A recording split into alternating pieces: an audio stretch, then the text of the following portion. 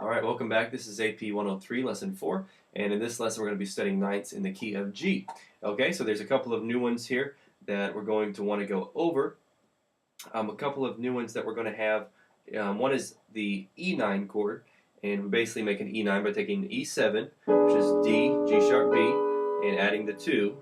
So E2 plus E7 equals E9. So you have D, F sharp, G sharp, B, the E in the left hand. That's one of our new chords for the dominant ninths. And of course, go through, play your exercise songs that you'll find in your study info. Very important that you practice those. Also practice the inversions for each one of the ninths. Make sure you know how to play each inversion of each ninth chord. Very important. Can't stress that enough. And of course, you have exercise song 1. That's pretty much all just ninths we've already learned about. Played that one. Exercise song 2. One other important thing we do want to remember is A9. We've learned that already in the key of C. G, B, C sharp, E, but now we're going to learn it also with the open position, which hopefully you've already learned that by practicing the exercise songs that are the inversions that you did and the exercise songs in the key of C. But A9 with open inversion is C sharp, E, G, B flat, or B. Generally, you have the third at the bottom and the ninth at the top whenever you're playing an open inversion. That may help you remember which one to use when you're playing these, okay? And remember, of course, we use the open inversion generally on our 2 chord, which is A9 is our 2 chord in the key of G. Okay, so let's go ahead and play exercise song number 2 for you.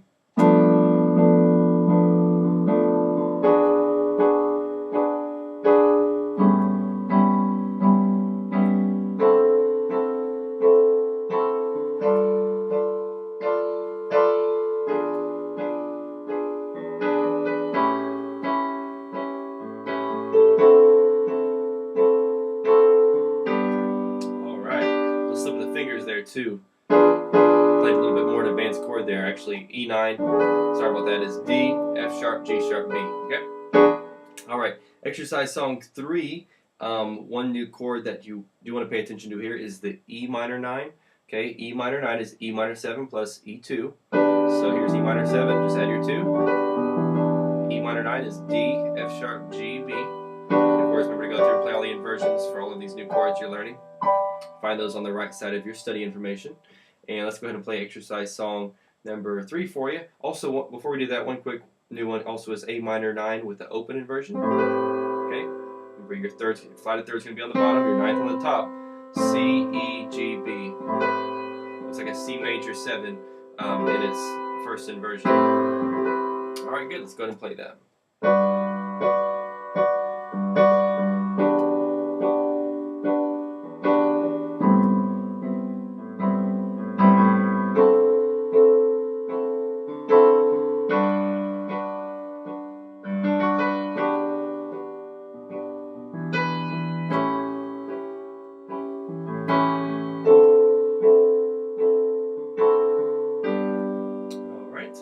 And G major 9, we already probably know how to play that. I think we've learned it before, but basically like a G major 7, F sharp, B, D, and then add the 2. Okay? F sharp, A, B, D.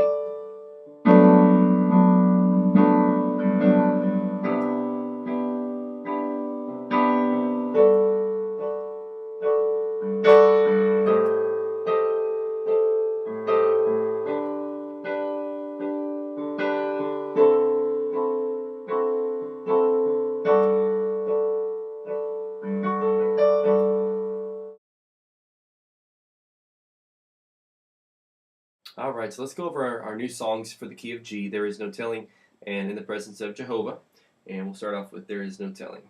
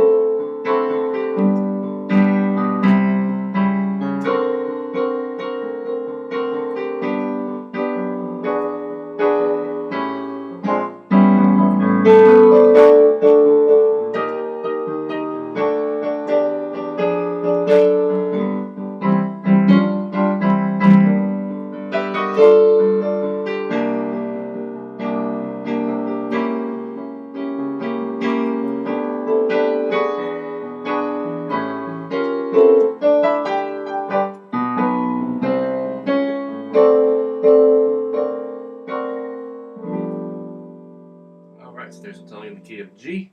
Throw a little bit of extra stuff there for you. Hopefully you can go through and pick out some new fills and runs there. We're not going to go over all of that, but in the presence of Jehovah and in the key of G once again.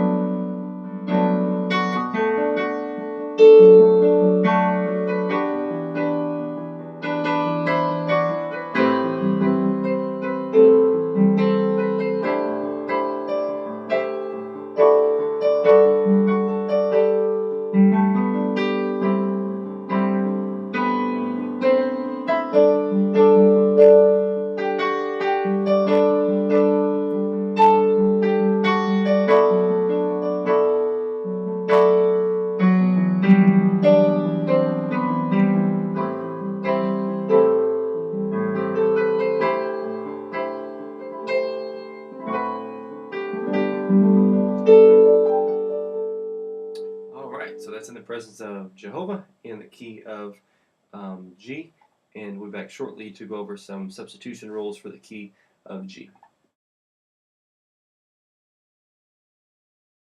Alright, substitutions for ninths in the key of G.